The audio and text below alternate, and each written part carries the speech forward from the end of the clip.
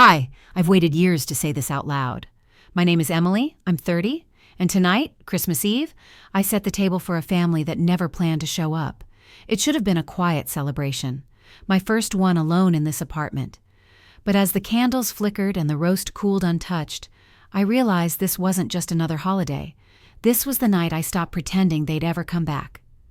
Growing up, I was always told to be grateful. You're lucky we took you in. But love shouldn't feel like a loan waiting to be repaid. Before I tell you what happened when I finally uncovered the truth they spent decades burying, leave a like if you've ever had to earn what others got for free. And if you haven't subscribed yet, do it now. It might seem small, but it means everything to those of us who tell stories like this one. I turned 30 last month, and tonight, Christmas Eve, I told myself they'd show up. I adjusted the cutlery again. It wasn't crooked, but my fingers needed something to do. The roasted ham had just come out of the oven. The wine had been breathing for an hour. I'd even baked Lily's favorite sweet potato casserole, the one she always claimed only Mom could get right. My throat tightened at that thought. I wasn't Mom.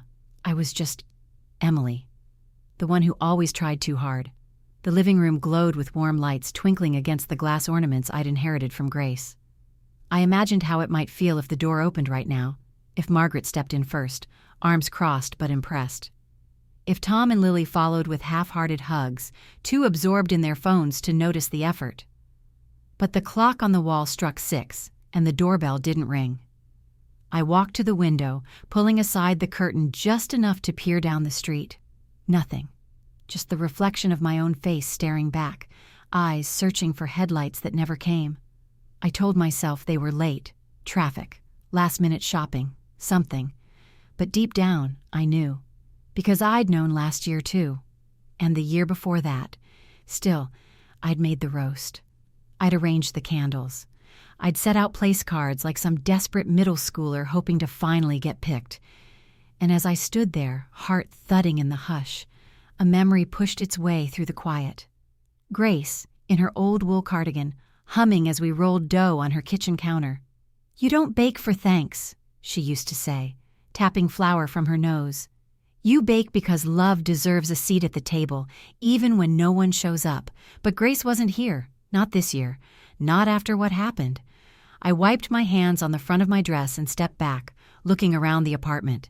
It suddenly felt too big, too full of hope I had no right to carry. I walked to the phone and called Margaret. She didn't answer. I sent a text to Tom. "Dinner's ready, just hoping you're still coming?" 3 dots appeared, then disappeared. A minute later, "Sorry, sis. Something came up. We're with friends. Merry Xmas, though." The words hit harder than I expected. I stared at the screen like it might change if I blinked long enough. I called again, voicemail. My thumb hovered over Lily's contact, then dropped. Instead, I sat down at the table. The candles flickered. The ham cooled. My fingers traced the edge of my wine glass, slow and aimless like the snow outside. I didn't cry, not yet. Not again. I just whispered, "Where are they?" And no one answered, not even me. I didn't sleep. I sat on the couch with a blanket draped around my shoulders like armor, the flickering lights from the tree casting soft shapes onto the ceiling. The food on the table had gone cold hours ago. The sweet potato casserole had begun to crack on top, the marshmallows sunken like little regrets. I kept checking my phone. At first, every 10 minutes, then every 5. Then constantly, like maybe if I stared hard enough, the screen would blink with an apology, a change of heart. Something. Nothing came. At 12:12 a.m., I finally dialed Margaret. The phone rang twice before her voice answered, too loud, too clear, not the quiet of someone about to sleep. There was laughter behind her, muffled music, a clink of glass. "Emily?" she said, crisp and detached, like I was interrupting something. "Hi," I said. My voice sounded smaller than I meant. "Just wondering if you're still planning to come by?" There was a pause, a long one. I imagined her looking around, deciding how much truth to give me. "We're with friends tonight," she said finally. "Didn't Tom tell you?" "He texted," I said, "but I thought maybe—" "Well," she cut in, voice bright and brittle, "we thought you'd understand." I didn't. I never did. Behind her, someone laughed again. Lily's voice. She was there, with them. The call ended without a goodbye. I stared at the screen until it dimmed. Then I turned it face down and just sat there, breathing slowly, trying to keep something inside me from breaking open. I used to believe that if I worked hard enough, smiled sweetly enough, stayed out of the way just enough, they'd choose me. That somehow I could earn being loved. But you can't earn your way into a family that never wanted you to begin with. Outside, snow started falling again. The flakes drifted silently against the window, heavy and slow. I opened the door and stepped barefoot onto the balcony, cold biting at my skin. Chicago's winter wrapped around me like a dare. My breath fogged the air. Somewhere down the block, carolers were singing faintly, off-key, cheerful, unaware. I leaned against the railing and closed my eyes. And that's when I heard it, tires crunching snow. I looked up just in time to see a silver SUV pass by my building. Inside, Lily's platinum blonde hair caught the streetlight. Tom was driving. Music thumped from their speakers. They didn't even look toward my apartment. They'd lied, said they had other plans. But their plans were just passing me by like I was invisible. Again. I stood there long after their taillights vanished. My toes had gone numb, but I couldn't feel it. The cold was nothing compared to the quiet collapse inside my chest. The next morning, I didn't open the blinds. I didn't clean up the dishes. The napkin still sat folded, untouched. The roast had started to rot. The wine was a bitter puddle in the bottom of every glass. I kept moving in slow motion like I'd forgotten how to live. Sometime that afternoon, I forced myself to text Tom. Me, so you just drove by and didn't stop? He replied within seconds. Tom, sorry sis, Lily and I had better plans. Hope you're okay. Better plans. The words slammed against my ribs like a slow punch. No apology, no guilt, just a polite dismissal. I felt like I was 14 again, the year Margaret told me not to come on the family ski trip because you wouldn't enjoy it anyway. The way she said family, like I was standing just outside the circle, watching them laugh and pack without me. My hand trembled as I set down the phone. I walked to the window and looked out again, not expecting anything, not hoping anymore. The snow had covered every track, erased every sign of them. Later that night, I sat on the floor, my back against the couch, eyes locked on the blinking tree lights. The rhythm was uneven, blink, pause, blink, blink. Almost like Morse code, a language of loneliness. I heard a soft knock at the door. For a second my heart tripped, but when I opened it, no one was there. Just a folded piece of paper tucked between the frame and the wreath, my name written on it. I picked it up, fingers cold and clumsy. It wasn't from Margaret, or Tom, or Lily. The handwriting was rounded, familiar. I unfolded it. Don't let them tell you what you're worth. You already know. That was it. No name, no return address, just that one line, but I recognized the handwriting instantly. Grace. I hadn't seen her in years, not since the hospital after my adoptive father passed. She'd argued with Margaret loudly. They'd fought in the hallway. After that, she just disappeared. I was told she'd moved out of state. I was told not to ask. But this note felt like a whisper from the past I hadn't let myself hope for. I stared at it, rereading the words until they blurred. And that was the moment something shifted in me. Not a decision, not a plan. Just a tremor in the foundation I'd been clinging to. If Grace was still out there, if she remembered me, maybe someone had loved me. Maybe I wasn't crazy to want more. I pressed the note to my chest and closed my eyes. Then I whispered into the quiet, "Where did you go?" And somewhere in the silence, I swore I could hear her say, "Come find me."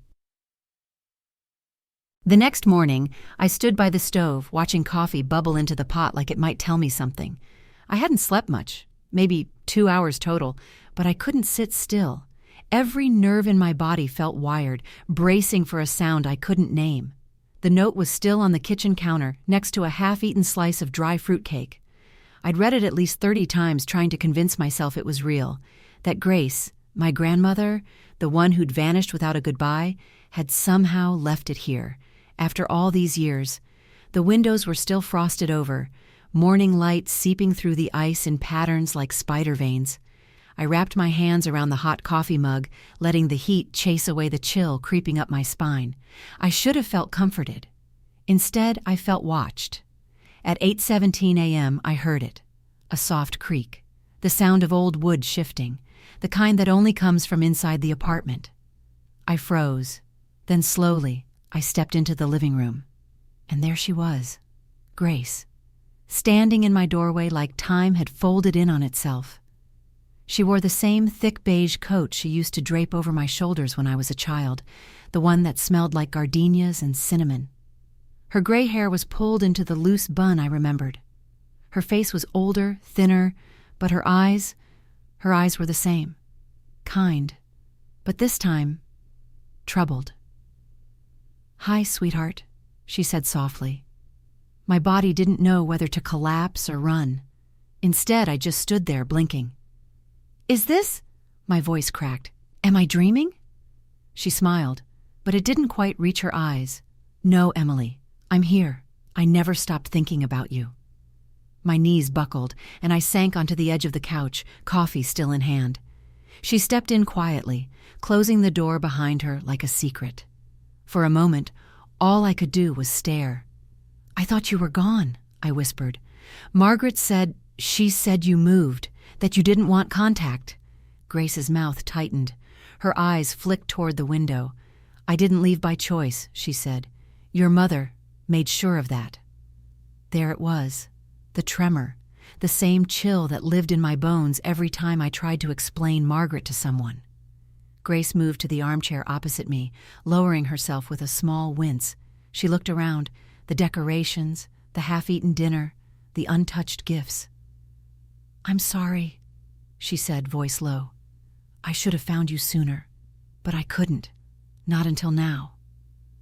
I wanted to believe her. I needed to believe her, but the years of silence, birthdays, holidays, funerals, all of them passed without a word, and now she was here, out of nowhere, with no warning, no explanation. Still, part of me clung to the warmth in her voice like a lifeline. "What changed?" I asked. "Why now?" She reached into her coat pocket and pulled out a worn envelope, the corners soft, the paper yellowed with age. "This," she said. "It's time you saw it." She handed it to me. I hesitated, then took it with both hands. It was heavier than I expected. Inside, something shifted. I opened the flap carefully and pulled out a photograph. It was faded, the colors muted by time, but clear enough. A woman. Late 20s, dark hair pulled into a braid, freckles dusted across her nose. She stood in front of a wooden fence, arms cradling something close. A baby, swaddled tight. My breath caught. The woman looked just like me. I flipped the photo over. In shaky cursive, "For Emily, one day, you'll know." I stared at the handwriting, my pulse thundering. "What is this?" I asked, voice raw. Who is she?" Grace didn't answer immediately. Her hands folded in her lap, thumbs circling each other like she was winding up for something big. "Your birth mother," she said finally. "That's Clara." I blinked at her. "What?" "You were never Margaret's to begin with. She adopted you, but not out of kindness. It was a cover-up, a lie built to protect her reputation and to erase Clara." The room seemed to tilt sideways. I stood, pacing the floor, the photograph trembling in my hand. "Why now? Why tell me this now?" I demanded. "Because I couldn't watch her hurt you anymore," Grace said, voice firm for the first time. "I thought she might change. I was wrong." I turned toward the window, gripping the cold glass with my fingertips. My breath left streaks on the pane. My mind raced, but the pieces wouldn't click. "That's why she hated me," I murmured. "Why she never let me call her mom." Behind me, Grace's voice cracked. "You were a reminder of what she did, of what she stole." I turned back toward her, tears threatening. "But she told everyone I was hers, all these years." "She lies beautifully," Grace said softly. "She always has." I collapsed back onto the couch, the photograph pressed to my chest like a shield. 100 memories flickered like broken film. Margaret brushing off my questions. Her disgust when people mentioned adoption. Her anger whenever Grace and I grew close. It wasn't just cruelty, it was control. It was erasure. "What do I do?" I whispered. Grace stood slowly and crossed to me, placing a hand on my shoulder. "You find the truth, Emily," she said, "and you decide what comes next." I nodded slowly, but my chest felt heavy. I wasn't sure if I had the strength. Then something occurred to me. You said Clara's my mother, so where is she now? Grace looked at me, and then she hesitated. Her mouth opened, but no words came. A beat of silence, and then, she's alive. She's alive. That sentence haunted the air between us. Grace didn't need to say anything else. My body knew it before my mind did, knew it in the way my chest tightened, how the photo in my lap suddenly felt like it was burning through my skin. Clara, my mother, alive. I stared at the photograph again. Her expression was distant but calm, like someone who had made peace with pain but never forgotten it. She never stopped asking about you, Grace said. Her voice was barely above a whisper. I wrote her once, after you turned 21, told her you were okay. She begged for more. I never answered. Why? My voice came out hoarse. Why didn't you tell me sooner? Why didn't you tell her? Grace looked away. Her hands trembled as she reached into her bag. I was scared, she said. And selfish. I thought I was protecting you. I thought, maybe Margaret was right. Maybe digging it up would only hurt you more. She pulled out a folded note, old, like the photo. I reached for it, my fingers brushing hers. Her skin felt paper-thin and warm, fragile in a way I hadn't noticed until now. The note was short, just one line, written in ink that had started to bleed through the paper. You were never theirs to keep. My breath caught. What does that mean? Grace didn't answer right away. She looked tired, not just old, but worn through, like a house that stood too long against too many storms. I don't know for sure, she said finally, but Margaret recognized the woman in that photo. She tried to burn it when she found it in my drawer. I blinked. Wait, she knew Clara? Grace nodded, her jaw clenched tight. Back in the day, they weren't strangers. That's the part I never understood. They knew each other, before you were born. A chill crept down my spine. What kind of relationship did they have? Grace let out a dry laugh. Not amused, just hollow. That's a tangled knot I was never allowed to untie. I stood and started pacing. The rug scratched beneath my bare feet, grounding me. My thoughts were spinning too fast to catch, like trying to gather feathers in the wind. Margaret knew Clara. She hid the truth. She tried to erase it. Why? I glanced back at Grace. You said she tried to burn the photo? She tore it into 4 pieces. I taped it back together that night while she slept. I never forgot your mother's face. My stomach turned. The level of control, the audacity of it. Margaret didn't just hide my story. She rewrote it. I walked over to my desk drawer and dug through old receipts, stamps, bits of forgotten things. There, at the bottom, was a wooden box I hadn't opened in years. It used to hold birthday cards and old letters from Grace, the ones Margaret never liked me reading. I opened the box, and there it was, a postcard, no return address, just a sketch of the Boston skyline. On the back, one sentence.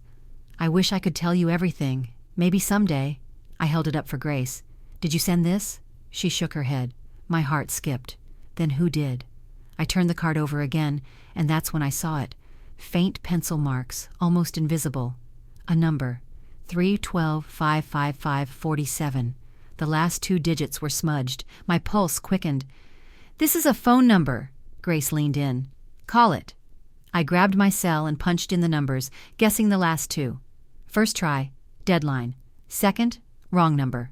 The third rang, and kept ringing. On the 5th ring, someone picked up. A woman's voice, soft, guarded. Hello? I didn't speak. I couldn't. Hello? She repeated, more sharply this time. I forced out the words. Did you send a postcard to someone named Emily? A pause. Then the line went dead. I stared at the phone. She hung up. Grace didn't look surprised. She's scared. Wouldn't you be? I turned toward the window, heart racing. The pieces didn't fit, but they almost did, enough to keep me up at night. I need more, I said quietly. I need the truth. Grace stood slowly, walking to the door. You will, she said, but you have to ask the one person who's been hiding it all along. I looked at her. Margaret. Her name landed like a thunderclap in the silence. I didn't say anything. I just nodded. Later that night, after Grace left, I sat alone at the table. The photograph, the note, the postcard, all laid out in front of me like crime scene evidence. And still, one thing wouldn't stop echoing in my head. That line, "You were never theirs to keep." The implication wasn't just about adoption. It wasn't just a cover-up. It was a theft. I picked up the photo again and flipped it over. And that's when I saw it. On the back corner, faint, nearly erased, were initials. M.H. Margaret Harper, her handwriting. She'd written something, and then scratched it out. I tilted the card under the lamp until the indentations revealed themselves. One word. Payment. My throat tightened. What kind of payment? What did she buy? The air felt too thick, like I was breathing through gauze. My phone buzzed. A message. From an unknown number. Just 3 words. Burn that photo. The message glowed on my screen like a dare. Burn that photo. No name, no context, just a command, cold, final. I stared at it, my thumb hovering over the reply icon, then pulling back. I didn't want to answer. I wanted to scream. I wanted to rip through the screen and demand every truth they'd buried. Instead, I placed the phone face down on the table and reached for the photograph again. The tape holding its torn pieces together had started to yellow. Clara's face stared up at me, calm and brave, the same defiant softness I'd seen in the mirror since I was 12. Whoever sent that message, they were watching, and they were scared. I ran my fingers along the edge of the photo and whispered, "I'm not burning anything." A gust of wind rattled the kitchen window. The snow had picked up outside, streaking sideways under the street lamp like silver threads unraveling in the dark. I pulled the curtains closed, but the unease lingered. My phone buzzed again. Blocked number. This time, a voice. Margaret. "I know you've been digging, Emily. Stop. Some secrets are better left buried." Her tone was clipped, practiced, the same one she used on school counselors and neighbors, the one she used when she needed to look like a mother. I pressed the phone to my ear, voice shaking. "You lied to me, my whole life." A sigh. "You were a child. You needed stability, not chaos." "You mean I needed obedience?" Silence, then softly. "Do not make this worse than it has to be. Let it go. Burn the photo. Forget Grace. Forget Clara." "Forget myself, you mean." I didn't answer. I ended the call. Then I turned my phone off entirely, but it didn't stop the pounding in my chest. I spent the next hour pacing. Every step was a question, every breath, a fragment of something I didn't yet understand. What was she afraid I'd find? The envelope Grace gave me sat untouched on the counter, still heavy with the weight of whatever truth lived inside. I hadn't opened the rest. I wasn't ready. But now I had to. I peeled it open, slow and careful. Inside, a second photo. Clara again, standing beside a car I vaguely remembered from childhood. And another note. Not from Clara, from Margaret. "If anyone asks, she left. She didn't want the baby. This stays between us." The words weren't for me. They were written to someone else. Maybe Grace, maybe someone long gone, but it confirmed everything. This wasn't a closed adoption. This was a cover-up, a theft. My hands trembled as I placed the note on the table. The heat from the radiator clicked on, and for a moment the apartment filled with that dry hum that always reminded me of winter break. The kind where Margaret left me alone while she took Tom and Lily to Michigan. The memory hit hard. I was 8. I'd made her a handmade card. Crayons, glitter, the works. She looked at it for 2 seconds and said, "I don't need another child clinging to me." That night, I tore it up. Buried the pieces in the trash under the coffee grounds so she wouldn't see I'd cried. Now all those moments I thought were random, the dismissals, the sharpness, the neglect, they made sense. I was never hers. I was a liability. And she wanted me gone. There was a knock at the door. I froze. Another knock. I peered through the peephole. No one. But there, wedged under the doormat, another envelope. I pulled it inside, heart pounding. Inside was a photo, not of Clara, of me, recent, taken from a distance, through a window. My window. A wave of nausea hit me. There was something else in the envelope, a folded sheet of paper. "Last warning, drop this, or next time, we won't just be watching." I locked every window, drew every curtain, turned every light off except the kitchen one.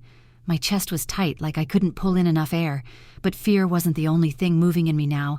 Rage was rising. That's when I saw it. Taped to the back of the recent photo, an old receipt.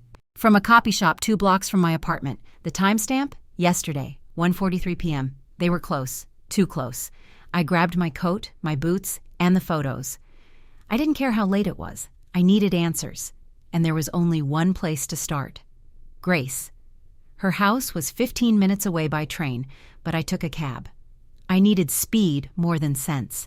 The driver looked at me twice in the mirror. I must have looked unhinged. No makeup, hair still damp from the shower I'd tried to calm myself with, but I didn't care. By the time I reached Grace's building, snow had started sticking to the ground. The stairs were slick. I climbed carefully, heart pounding. I knocked once, twice. The door opened. But it wasn't Grace. It was a man I didn't recognize, middle-aged, glasses, worn cardigan. "Can I help you?" I blinked. "Where's Grace Harper?" His face darkened. "She moved. A week ago." "No, she was just here." He frowned. "You must be mistaken. Grace moved out after the fall. Had a bad accident. Her daughter came to take her in." "Her daughter?" The man nodded slowly. Said her name was Margaret. Margaret. Her name landed like gravel in my throat. I stood on the doorstep, frozen. Snow flurried around me, dissolving on my eyelashes. The man who answered Grace's door had already closed it. The hallway behind him went dark. She'd taken her. Again. The air was thick and bitter. I gripped the stair railing, my knuckles pale. I kept seeing Grace's frail frame, her warm voice saying, "You'll find the truth." And now she was gone. Disappeared behind the same door that had shut me out my whole life. I took the train back in silence, forehead pressed to the cold window. My reflection flickered in the glass, tired, hollowed out. I looked like Margaret. That terrified me more than anything. Back in my apartment, I locked the door behind me. The radiator groaned to life, but the chill had already settled inside. I couldn't shake the image. Grace, somewhere alone, somewhere under Margaret's control. And then there was Clara. I walked to the kitchen table. The envelope from Grace was still there, unopened.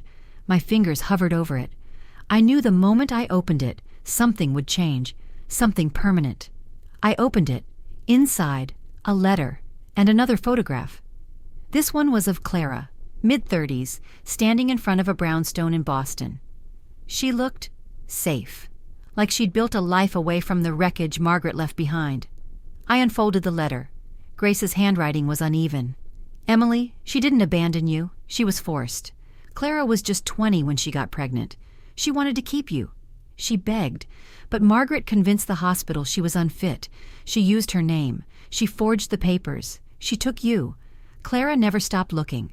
I kept her away because Margaret threatened everything, my pension, the house, even your safety.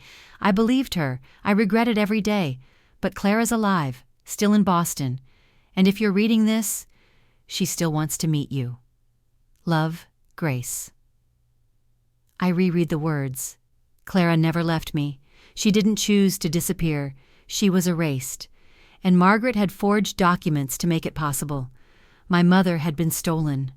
Something inside me cracked open. Not anger, not yet, just disbelief, like someone had rewritten the story I'd been living in page by page, lie by lie. I thought back to the hospital visits, the way Margaret always signed papers without asking questions. The time she got a call I overheard, something about sealing it for good. When I asked, she smiled and said, "Adult things, sweetie." It wasn't just cruelty, it was calculated. I picked up my phone. My hands were shaking so hard I could barely type. Me. "Where is Grace?" Margaret responded faster than I expected. Margaret. "Safe. Under supervision. She needs rest." Me. "You took her." "Why?" Margaret. "She's confused. You don't understand what she's done." I stared at the screen. The rage boiled over. Me. "I know what you did." No reply. I slammed the phone down and paced. My footsteps echoed against the floor, too loud in the silence. My heart was racing. Every part of me felt electric and furious. Clara had been out there all this time. I grabbed the photo again. The back had an address scrawled in faded ink. Boston. She was real, alive, and just a few hours away. But before I could even start to plan, something tugged at the back of my mind. Something darker. The threats, the photos, the messages. Who else knew? I pulled out the box of old papers again, desperate for something I might have missed. That's when I found the birth certificate, the one I'd used to get my driver's license, the one Margaret kept safe in her filing cabinet all these years. It listed her as my mother, no father, just her. My fingers ran over the texture of the page, and for the first time I noticed something odd, the ink on the signature. It bled slightly, like it had been written with different pressure. I held it under the kitchen light, then against the window. There beneath her name, faintly scratched out but still visible. C. Evans, Clara, the name Margaret had erased. I sank into a chair. My breath came in uneven bursts. I felt like a thread pulled too tight, ready to snap. She hadn't just manipulated my life. She'd rewritten my identity, every school form, every doctor's visit, every college application. All a lie. And now, as I sat in the silence, I finally understood the depth of her threat. It wasn't just about Clara. It was about exposure. If this got out, everything Margaret built, her reputation, her standing, her control, would unravel. That's why she took Grace. That's why she tried to silence me. That's why she made sure Clara never got close. The buzzing of my phone jolted me. Another blocked number. I hesitated, then picked up. Silence. Then a voice. Not Margaret. Familiar but older. Worn. Emily? I froze. Yes? A breath. A tremble. It's Clara. Emily? That one word cracked something in me. I didn't breathe, didn't blink. I just stood there, phone pressed to my ear, my entire world suspended in the silence that followed. Her voice was low, careful, like she was afraid to break me. It's really you, I whispered. A pause, a shaky breath. I wasn't sure you'd pick up. I sank into the nearest chair, the cold wood pressing into my back. I didn't think you'd call. Clara's voice caught. I wanted to, for years, but Grace said it wasn't safe. She was right, I said. Margaret found her. She's got her now, somewhere. Silence stretched between us again, heavy, trembling. I'll come to you, Clara said suddenly. It's time. Time. That word made my stomach clench. I didn't know if I was ready, if anything could prepare me for what came next. But I said yes anyway. We agreed to meet at a public cafe just off Lake Shore. Neutral ground. Clara said she'd drive in that evening. I spent the rest of the afternoon pacing, then cleaning, then pacing again. My hands couldn't stay still.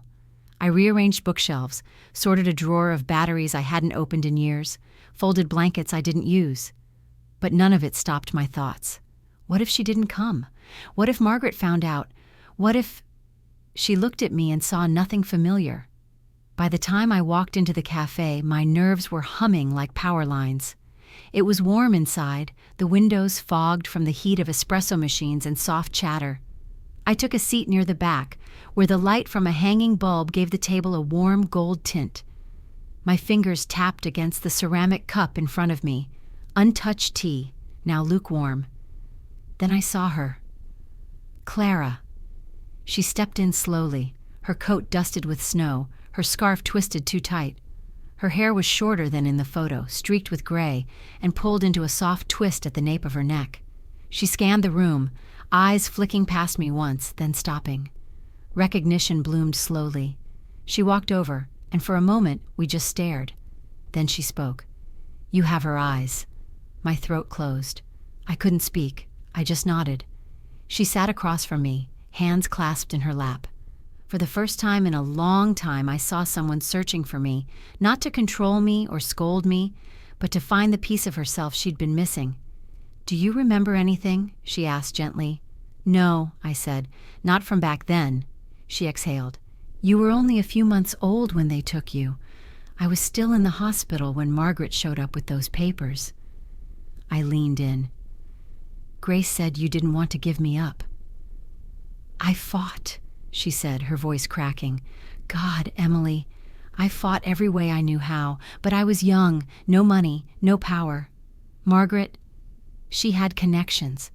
She told the hospital I was unstable, that you'd be better off. I blinked back the sting in my eyes. She told everyone I was adopted legally. She told me you abandoned me. Clara looked down. Her hands were shaking. I searched for you. Every year on your birthday I'd send something, letters, cards. They always came back marked, "Return to sender." A flash of memory, Margaret tossing a pink envelope into the trash. I'd asked who it was from. "Spam," she'd said. "No one important." I clenched my jaw. "She stole everything, even your voice." Clara reached across the table. Her hand grazed mine. "You're here now," she said softly. "That's all that matters." But it wasn't all. There was still Margaret, still Grace, still a lifetime of lies wrapped in Christmas paper and polite smiles. I looked up. I need to confront her. Clara's expression shifted from tenderness to fear. "She'll twist it," she warned. "She always does." "Not this time." I stood from the table. My heart was thudding, but my voice was steady. "I need her to say it, out loud." Clara followed me out into the cold. We stood together for a moment in the snow. I saw it then, in her profile, in her posture, the same stubbornness I carried, the same need for closure. She nodded once. "Then I'm coming with you." We drove in silence. Margaret's house loomed on the corner like a relic from a war no one talks about. Lights off, curtains drawn, but I knew she was inside, watching. I stepped onto the porch, knocked once. The door opened too quickly. She was already waiting. Margaret looked older than I remembered. Her hair was pulled back tight, lips pressed in a flat line. "You shouldn't have come," she said. Clara stepped beside me. "Neither should you," she said. For a second Margaret faltered, but then her expression hardened. "You're trespassing." I stepped forward. "We need answers." "There's nothing left to answer." "You forged papers," I snapped. "You stole me." Her jaw twitched. "I gave you a life." "You stole a life." Her gaze darted to Clara. "You were unfit." "You lied," Clara cut in. I was scared, not broken. The wind howled between us. Snow swept across the porch like ash. Then Margaret whispered, "You think anyone will believe you now, after all these years?" I stared at her, calm, steady. "I don't need them to believe me," I said. "I believe me." I turned to leave, and that's when I saw it. A shadow in the hallway behind her, small, frail. "Grace?" Margaret spun, but not fast enough. Grace stepped forward, one hand gripping the wall for balance. Her voice shook, but it carried. "She's telling the truth." Grace's voice cracked through the winter air like a fault line. "She's telling the truth!" Margaret's entire body stiffened. I hadn't seen her look scared before, not real fear. She was always composed, always in control. But now her jaw was tight, her eyes darting between us like she was measuring how much time she had left before everything unraveled. Clara stepped forward, her breath visible in the porch light. "Grace, are you all right?" Grace nodded faintly, steadying herself on the wall. "She kept me here, said it was for my safety." She looked directly at Margaret. "You wanted to keep me quiet, just like you did 30 years ago." Margaret's voice cut through like a blade. "You're confused. You're not well." "No," I said, stepping between them. "You're just out of lies." The tension held in Margaret's body finally snapped. Her lips curled into something bitter. "I gave you everything," she hissed. "And this is how you repay me, crawling back to a woman who abandoned you?" "She didn't abandon me," I said quietly. "You stole me." She laughed, a sharp, joyless sound that hung in the frozen air. "You think you know the truth now? You don't know anything, Emily. You were a mess when I got you, crying all the time. That woman," she gestured toward Clara, "would have let you rot." I turned to Clara. "She's lying." Clara didn't flinch. "Let her keep talking. She's only proving the point." Grace looked exhausted, but her voice was steady. "Margaret, you forged documents, lied to the courts. You called me a witness, then disappeared me." I clenched my fists, my breath shallow. I felt like a pot about to boil over. Then Clara stepped closer, inches from Margaret, her voice low. "You had no right," Margaret sneered. "I made you irrelevant. That was my right." A beat of silence. Then I said it, softly but clearly. "Let's go." I turned, guiding Grace down the steps with Clara at my side. Margaret didn't try to stop us. She didn't slam the door. She just stood there, watching her world slip out from under her feet. The ride back to my place was quiet. Grace sat beside me in the back, her hand resting lightly on mine. Clara drove, her eyes fixed on the road, her knuckles pale against the steering wheel. The city blurred past in streaks of gold and red, the holiday lights blinking from lampposts and storefronts like nothing had happened, like the world hadn't just shifted inside my chest. When we reached my building, I helped Grace up the stairs.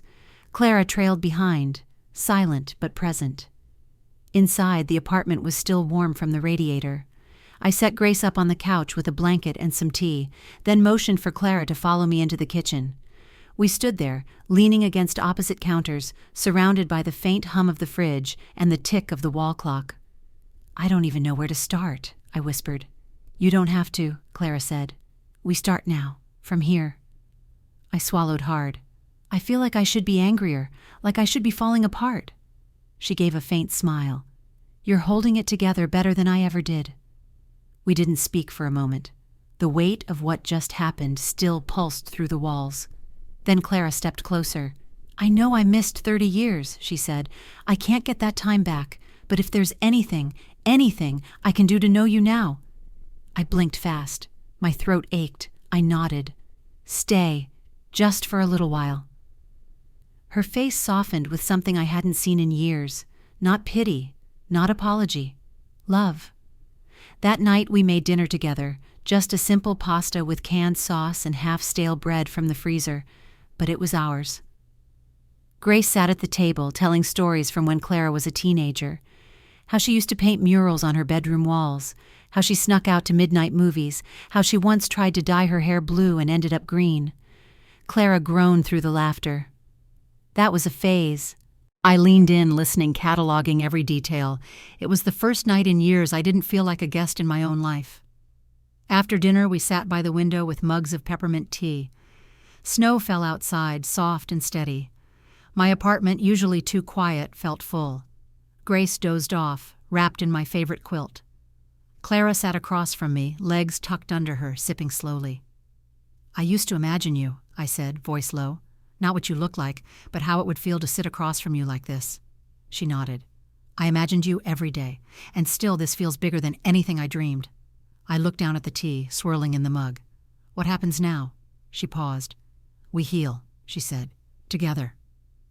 For the first time in my life, I felt it, real belonging. No performing, no begging for love, just home. Then, just before midnight, the buzzer rang. I looked at Clara. She looked at me. No one we were expecting. I stood, heart suddenly racing again. I pressed the intercom. Nothing. Then came the knock. Not urgent, but deliberate. I opened the door. There, standing in the hallway, Tom. His eyes were red, his coat soaked with snow, in his hand a folded piece of paper. "I think you need to see this," he said. Tom's voice was different, not smug, not flippant like usual, just tired. Snow clung to his coat in patches, melting down the front. His eyes were rimmed red, whether from cold or regret, I wasn't sure. I didn't move. Neither did Clara. Behind me, Grace stirred on the couch. He looked at me again, holding out the paper. "Please." I took it. My fingers brushed his. His hand was cold, shaking. I unfolded the paper. It was a check. Margaret's signature in bold black ink. Pay to the order of Thomas Harper, $100,000. My throat closed. The memo line read, "Silence. Family matters only." I looked up at him. "When did she give you this?" He exhaled like he'd been holding it for weeks. 2 months ago, after she found out Grace contacted you. Said if I kept quiet, didn't get involved, I'd never have to worry about money again." My stomach turned. "And you took it?" He looked away. "I deposited it, but I never spent it. I couldn't." Clara stepped forward. "Why now, Tom? Why tell her this tonight?" He looked at her, eyes glassy. "Because I saw you, at her house, standing next to Emily, and I realized you were never the problem. She was." I stared at him, the paper shaking in my hand. "You knew," I said. "You've always known." He winced. "Not everything, just enough to know something was off. When we were kids, she told Lily and me never to mention your birthday around you, said you'd get emotional." He swallowed. "She burned a box of letters once. I only saw it for a second. It had your name on it." I pressed the check flat against the table, trying to steady myself. "She didn't just silence Clara," I said. "She bought your silence, too." He didn't argue. "I thought she was protecting us," he whispered. "Now I think she was just protecting herself." I wanted to hate him, but hate is clean, and this wasn't. This was layered and messy and full of grief, because Tom, for all his weakness, had still been a brother once. My brother. Grace spoke up from the couch, her voice raspier than before. "She offered me money too, years ago. I said no." Tom nodded slowly. "I wish I had." Silence stretched. I could feel something shifting in the room, a line being crossed, the illusion cracking for good. Then Clara's voice came, soft but firm. "So what do we do now?" I looked at her, at Tom, at Grace. I thought about the years I spent trying to earn love from a woman who was playing a role, who took everything and called it generosity. I stood up. "We end it." Tom's brow furrowed. "What does that mean?" "It means," I said, "no more secrets, no more shielding her. We tell the truth." Clara stepped beside me. "Are you sure?" I nodded. "I don't want revenge. I want my life back." The next morning, I woke to the sound of Clara humming in the kitchen. The smell of coffee filled the apartment, warm and grounding. Grace was already awake, wrapped in the same quilt she loved, flipping through an old photo album she'd brought with her. Tom had stayed the night, on the couch, awkward and quiet. He barely spoke over breakfast, but when he did, it was honest. That afternoon, we drafted a letter, together, a full account, dates, forged papers, names, what Grace witnessed, what Clara lived through, what Margaret threatened, and what she paid to bury it all. We sent it to a lawyer Clara knew, one with no ties to Margaret's world. And when I dropped it in the mailbox, I felt a weight lift from my chest I didn't know I was carrying. But peace is never simple. That night, a knock came at the door again. This time, Lily. She didn't wait for an invitation. She pushed past me into the apartment like she owned the air inside. "What the hell are you doing?" she snapped, coat still on. "Mom's losing it. She says you're trying to ruin her life." I stared at her. "She ruined mine." Lily laughed bitterly. "Oh, please, you were always dramatic." Clara stepped into view. Lily stopped. Her face went pale. "You," she whispered. Clara's expression stayed neutral. "Hello, Lily. You're the one Mom erased," I finished. "Yes, this is my mother." Lily looked between us, processing it. Denial flickered across her face, then doubt, then something like panic. "She said you were dead." "She says a lot of things," I said. Lily turned to me, defensive now. "Why now? Why are you digging this up? What does it get you?" "The truth," I said. "Finally." She shook her head. "You're throwing away the only family you had." I walked up to her, calm. "No, I'm walking away from the only lie I lived." She opened her mouth, but then she saw Grace, and for a second her mouth twitched, just barely, like something cracked. She turned back to me. "You're making a mistake." "No," I said. "Covering for her was the mistake, and I won't do it anymore." Lily stared at me. Then, without another word, she left. I closed the door behind her and locked it. I stood there a while, my hand still on the doorknob, my heart pounding. Then Tom stepped into the hall behind me. "She's going to retaliate," he said quietly. I nodded. "I know." He hesitated, then handed me his phone. "I recorded her," he said. "That night she offered me the check." I looked down at the screen, pressed play. Margaret's voice filled the hallway, cold, calculated. "Do whatever it takes. Emily can't know what really happened to her father." The recording ended and I couldn't move. Tom's phone stayed in my hand like a weight I hadn't realized I'd been carrying all my life. Clara stood nearby, frozen mid-step. Grace sat upright now, suddenly alert. "Rewind it," I said. Tom tapped back, pressed play. Margaret's voice again, crisp, clear, practiced. "Do whatever it takes. Emily can't know what really happened to her father." This wasn't about Clara anymore.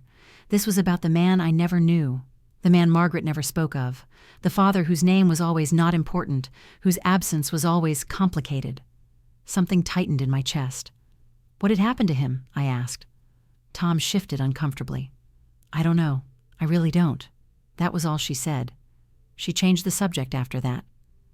Clara moved closer, her voice measured. "She always told you he left, right?" I nodded. She said he didn't want me, that he left when I was born. She told me he was dead, Grace added quietly. That he OD'd. I turned to her. Did you believe her? I wanted to. It made everything simpler. But nothing about this had ever been simple. I sat down on the edge of the couch, elbows on knees, head spinning. If she's hiding something about him, then maybe he didn't leave. Maybe he didn't die. Grace looked pale now.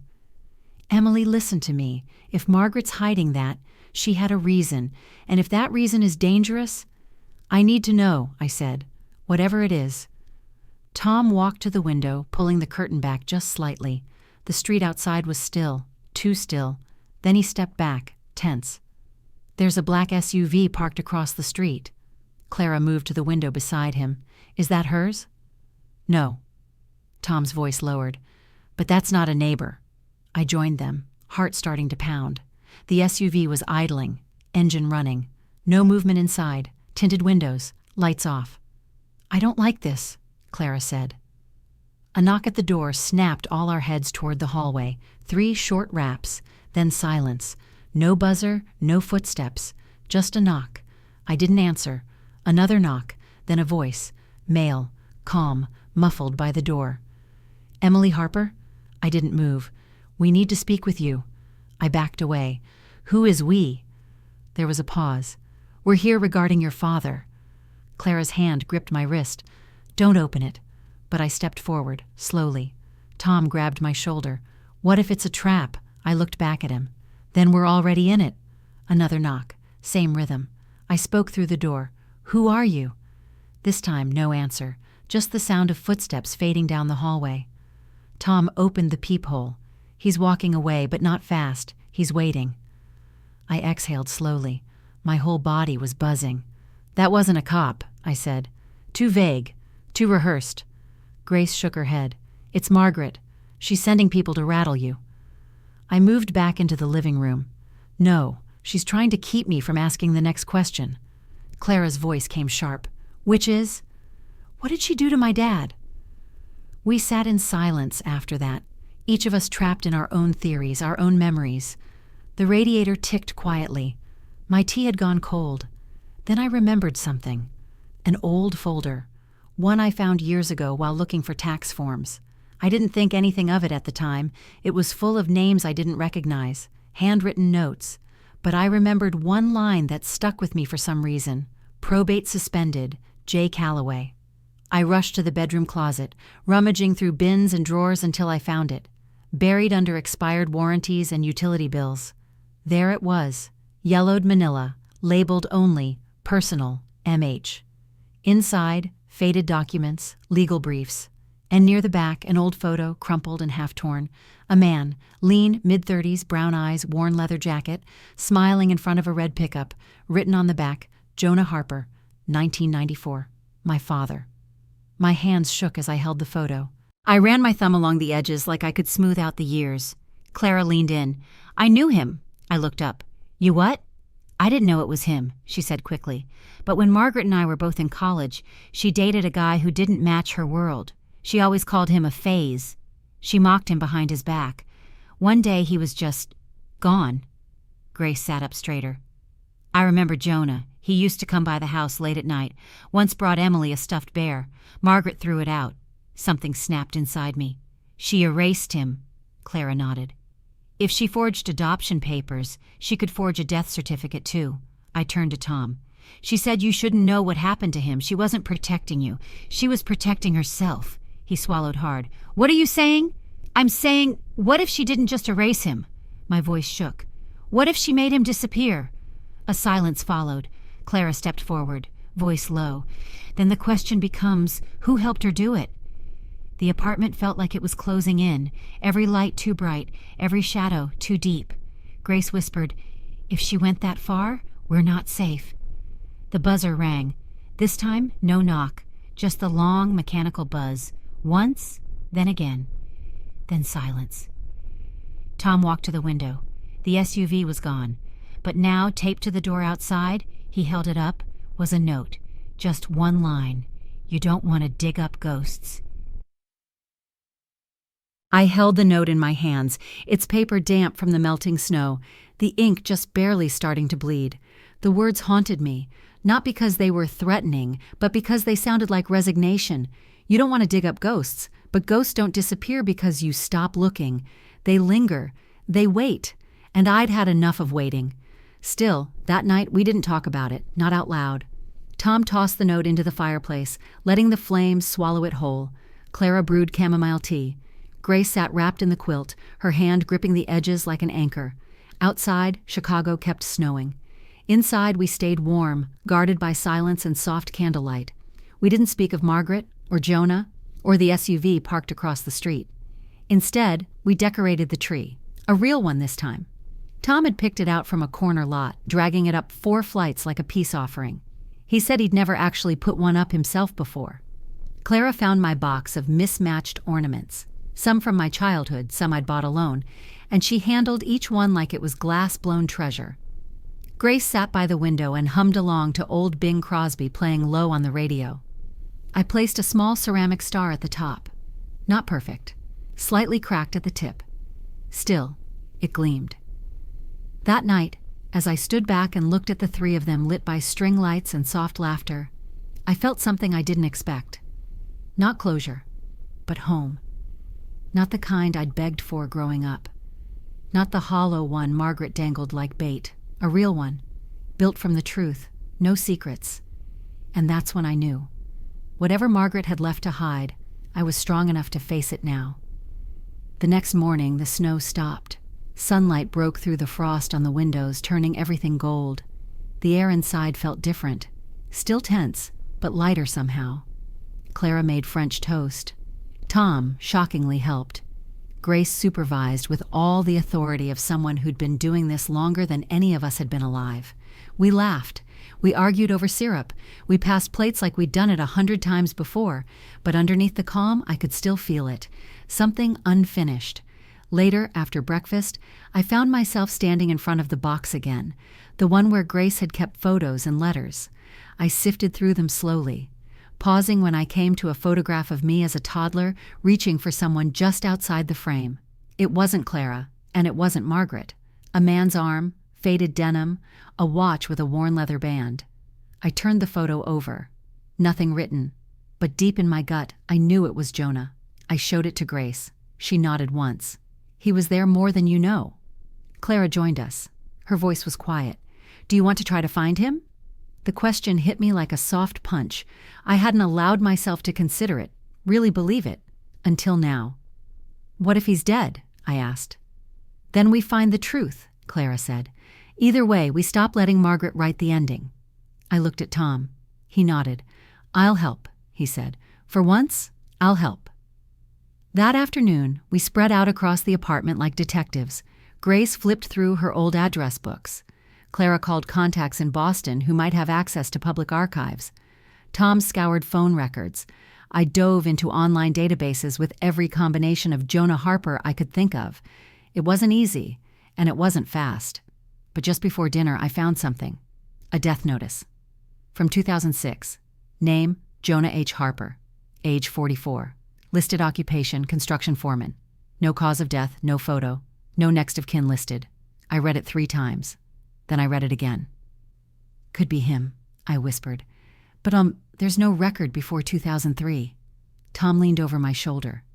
That's weird, right? Really weird, I said. It's like he didn't exist before then. Clara frowned. Or someone made it look that way. I looked at Grace.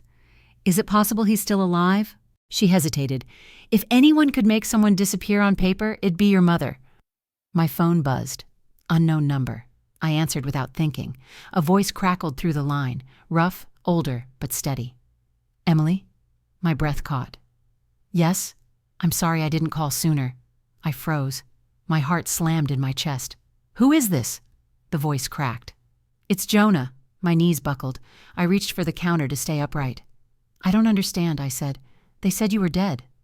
I know, he replied. That's exactly what she wanted. A beat of silence. Then his voice, lower now. She made me disappear, but it wasn't just to keep you. It was to keep what I knew from ever getting out. My hand trembled. What did you know? His answer came slowly. She wasn't working alone. She wasn't working alone. Those words echoed long after the call ended. We traced the number, burner phone. No way to call him back, but the message was clear. Margaret hadn't acted alone. She'd had help covering up my father's disappearance, help making Clara vanish, help forging documents, help enforcing silence. And now, the ghosts she buried were clawing their way back. Still, we didn't chase them anymore. We didn't have to, because the truth was enough now. We met with the lawyer 2 days later, Grace, Clara, Tom, and me. We handed over every document, every photo, the audio recording, and the forged adoption paperwork. Tom signed a statement. Grace, too. Clara added every medical record and sealed letter Margaret had tried to make disappear. We weren't seeking criminal charges. We were seeking light. Our lawyer nodded slowly after reading everything. If she pushes back, he said, we press forward. But I think she'll fold. He was right. A week later, a letter arrived. No return address. Margaret's handwriting. Neat, precise, final. You win. I'll disappear quietly. You can have your truth. But don't think for a second that truth will love you the way I did. I read it once. Then I fed it into the fire and watched the flames curl the edges until her voice vanished with the smoke. We moved on. Slowly. Clara found an apartment 2 blocks away, sunlight pouring through the windows in the afternoon, the kind of place where you could exhale. She invited me over for tea every Sunday. No expectations. Just time. Grace stayed with me a few more weeks until her health stabilized. She told me she hadn't slept through the night in 10 years. The week she moved into Clara's guest room, she slept 10 hours straight. We didn't mention Margaret. Not anymore. And Tom? He stayed. He didn't apologize every day. He didn't need to. He showed up. He shoveled snow without asking. He picked up groceries. He brought over old photo albums from Margaret's basement. He never said it out loud, but I knew. He chose me, finally. One evening, I opened a sealed envelope tucked in the back of that same album. A photo of Jonah holding me, grinning like he'd just won the lottery. On the back, Margaret had scrawled a single word in shaky pen. Mistake. I held it for a long time. Then I placed it gently into a new frame and set it beside a photo of Clara and me, arms linked, smiling like we meant it. A week before Christmas, I hosted dinner. Not because I had to, not to prove anything, just because I wanted to. The table wasn't fancy. No linen napkins or candle centerpieces, just the good plates, chipped at the edges, and a roast that came out a little dry. Clara brought sweet potato casserole, Lily's favorite, ironically. Tom brought red wine, which he still didn't know how to pick. Grace brought laughter. We ate, we argued over music, we told stories we'd never had permission to say out loud. I looked around the table and realized this is what survival looks like. Not just making it through, but making something new. At one point, Clara reached across and squeezed my hand. You okay? I nodded. I think I finally am. She smiled. You're stronger than any of us ever were. I looked at her, then at Grace, then Tom. No, I said. I just had to fight longer. Later that night, after the dishes were done and the apartment had gone quiet, I stood by the window watching snow begin to fall again. The kind of soft snowfall that muffled the city and slowed time. For years, I thought I had to earn love. That if I was good enough, silent enough, useful enough, I'd finally belong. But the truth is, belonging isn't earned, it's remembered. Sometimes we have to burn the lie to see what was buried underneath it. Sometimes the family we think we've lost was there all along, waiting for us to come home. So if you're watching this, and you've been told your story doesn't matter, or your truth is too messy, or your voice too late, know this. It's not. You're not. I found my family by telling the story Margaret tried to bury, and I'm not done yet, so stick around. Because the next one, it's even wilder. Like, comment and share if this story struck something in you. And don't forget to subscribe. Your support helps us keep unearthing what others try to hide.